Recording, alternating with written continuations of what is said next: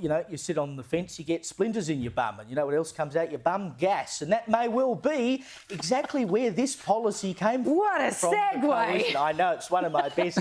Look, it's a Thursday night before Easter. I figure I've got to run some good lines on you at home. I know, I mean, I've only got Coke in this cup here. I wish there was some bourbon or something to go in it.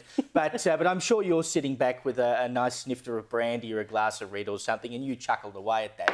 But their gas plan, which Dutton unveiled in his budget in reply speech to make sure that we have gas available locally in Australia, which is a good aim. I'm totally on board with what he wants to do. But what he said was they would put a levy on liquid natural gas exports overseas over and above the contracts that already exist. And the idea is that that would then force them to flood the local market on the East Coast with gas instead of selling it overseas, because there would be a financial impost if they decided to do so. There's only one problem, though. Anne Toomey, who is one of the most prominent constitutional experts in the country, has pointed out this law, if the coalition becomes government, may well never come into being, and if it does, will get tied up with gas companies in the High Court, because it's probably unconstitutional. She says in the Sydney Morning Herald and The Age today, it looks and smells and sounds like a tax because it is. Section 51, this is The Age now, of Australia's Constitution, they say, forbids Commonwealth taxes that discriminate between states or parts of states.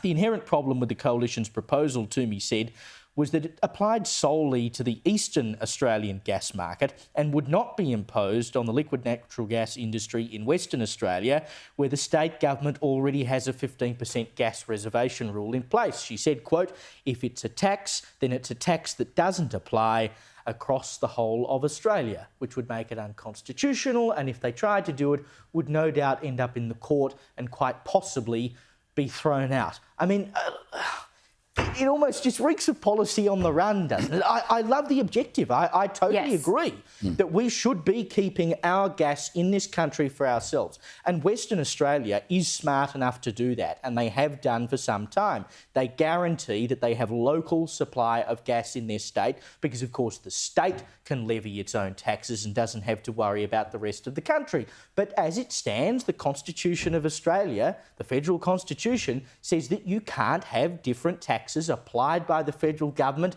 in different states. It would seem like a pretty open and shut case to me. Peter Dutton's starting to make Anthony Albanese look like a man who's across the detail. This is just sloppy from the coalition to have such an important policy. And the idea is right, but the fact that they hadn't figured out, hang on a second, this is not constitutional, is just sloppy and a little bit symptomatic of what we've seen over the last number of weeks. We've talked about the debate ad nauseum. They should have anticipated the Trump question. They should have anticipated the climate change question. And surely when they woke up this morning, they should have anticipated the what is a woman question. On top of that, they rolled out Harry Dutton, who did pretty well, but why roll him out so late if you're trying to soften Dutton's image? Get the family out there at the start. The indexation idea regarding the tax system, put that out as a big vision at the beginning of the campaign, because one of the criticisms has been that Dutton is just more of Labor. There's no big thinking. Well, the indexation of tax was a great idea. Put it out at the front. He can't do it immediately, but that enables him to attack the Labor Party for having gotten the budget into such a bad position. All of those things could have been done, but this is just another example where they feel a little underprepared for an election we all knew was coming.